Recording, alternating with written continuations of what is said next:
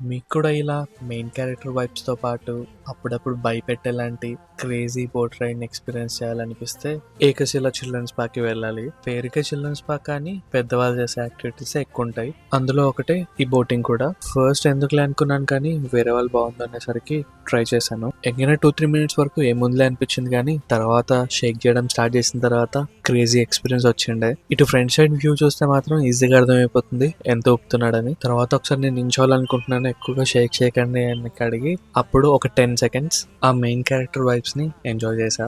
Boating అయిపోయాక ఏకశిల గుట్ట మీదకి వెళ్లే దారిలో ఇంకొన్ని యాక్టివిటీస్ ఇక్కడ ఉంటాయి. గుట్ట మీదకి ఎక్కడానికి ట్రెక్కింగ్ చేయాల్సి వస్తుందేమో అని అనుకున్నాను కానీ ప్రాపర్ గా స్టెప్స్ ఉన్నాయి. ఇక్కడ ఉన్న ఫోర్ట్ మెట్లు ఎక్కడానికి మాత్రం చాలా కష్టపడాల్సి వస్తుంది. స్పేస్ తక్కువ ఉంటుంది అండ్ చాలా ఇంక్లైన్డ్ ఉంటుంది.